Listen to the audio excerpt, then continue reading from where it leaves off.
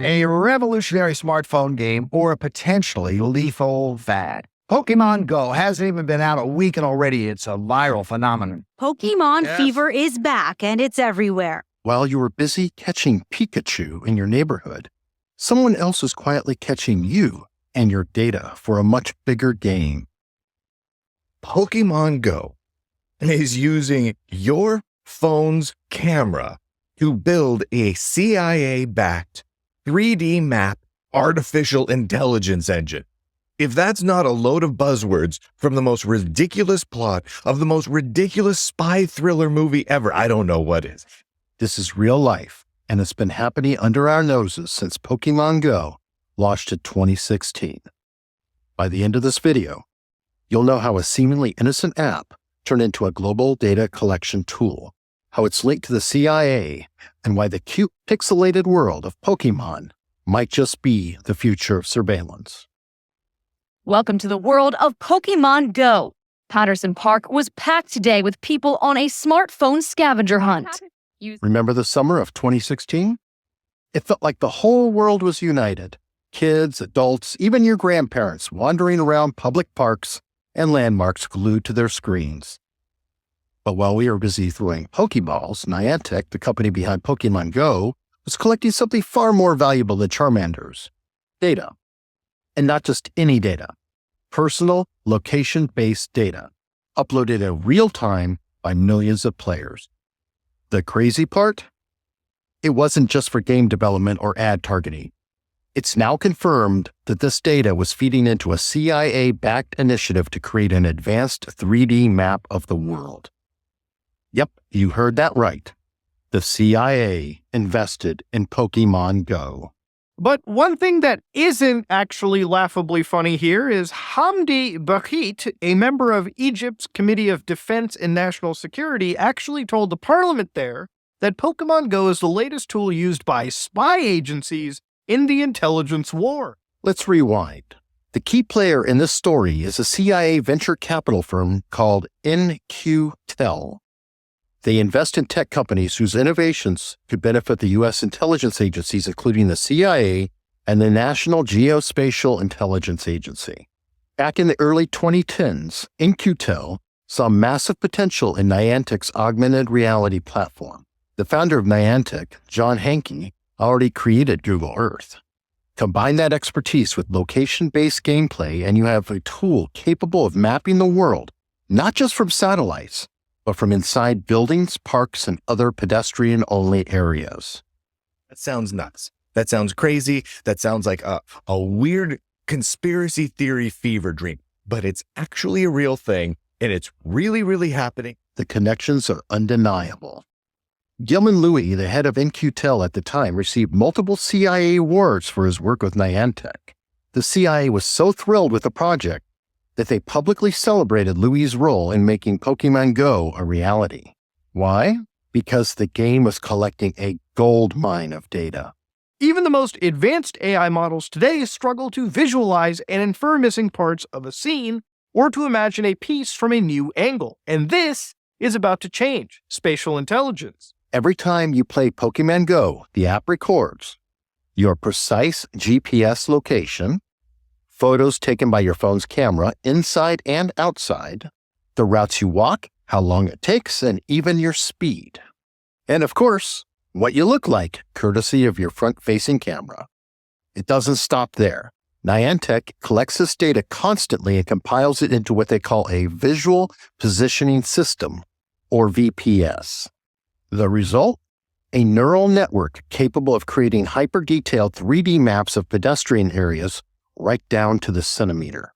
So this will help computers perceive, comprehend, and navigate the physical world in a way that will seem equally advanced. So analogous to the LLMs, stuff like ChatGPT that you're using, geospatial models are built using vast amounts of raw data.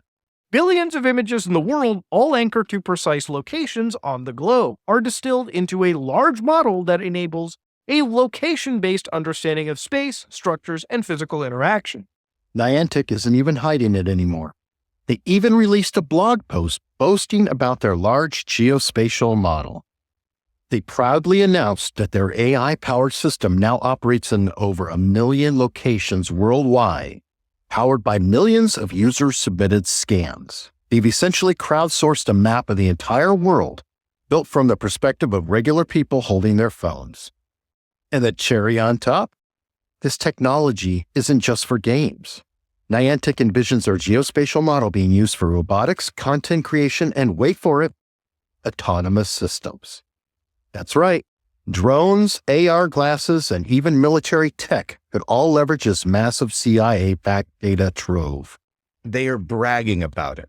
Niantic Labs, the company behind Pokémon Go, has released a new blog post on November 12th, just 1 week ago, bragging about how they are collecting millions and millions and millions of photos from everyone playing it in order to create this 3D AI system that sounds like a dystopian nightmare. Think about this. Pokémon Go doesn't just map public spaces. It maps your private spaces too. Imagine someone playing the game in your house, scanning rooms, furniture, and even the people inside. All that data is fed into Niantic's servers. The CIA now has access to pedestrian-only areas that satellites and cars can't reach, inside homes, offices, and sensitive locations. And it's not just theory anymore. Vault 7, a massive CIA document leak in 2017, revealed that a third of CIA's surveillance tools were named after Pokémon. Coincidence? Probably not. Back in 2016, when Pokémon Go was really taking off, back in those early naive days of smartphoniness, I wrote an article talking about the connections between Pokémon Go, the NSA, and the CIA. And I pointed out to everybody that Pokémon Go really existed because of a direct investment by the CIA. Yes, the CIA. According to Niantic, they process over 1 million scans per week. That's millions of new images feeding into their AI system every 7 days. They're essentially building a real-time global surveillance network. And here's the kicker. You don't even need to play the game to get caught in the web. If someone near you is playing and you're in their camera's field of view, congratulations, you're now part of the data set. Yeah, it's just really immersive. Like I said, it gets you out here doing stuff. I just talk to a bunch of people on the path doing it. Players say it's also forcing them to be more social outside of the game. This group had only been friends for 5 minutes when we ran into them. So why is this a problem? For starters, this level of surveillance raises serious ethical questions. Who owns this data? How secure is it? And how is it being used? Niantic insists that their system is for advancing technology, but let's not forget who funded them in the first place. Intelligence agencies aren't exactly known for respecting privacy. There's a secret CIA surveillance program, and it's allegedly been collecting data in bulk, including information about lots of Americans. The next time you open Pokémon Go, or even see someone else playing it, remember, you're not just catching Pokémon. You're feeding a machine backed by the CIA designed to map and monitor the world. What started as a fun, nostalgic game has morphed into a surveillance tool of unprecedented scale. So ask yourself, is the convenience of augmented reality worth trading away our privacy? Or have we been duped into willingly becoming part of the biggest surveillance experiment in history? If this video made you think twice about your phone apps, smash that like button, subscribe for more explorations of what you aren't being told, and share this with your friends. It's time everyone knew what's really going on. And don't forget to check out these links for more shocking topics. Stay curious, stay informed, and we'll see you in the next one.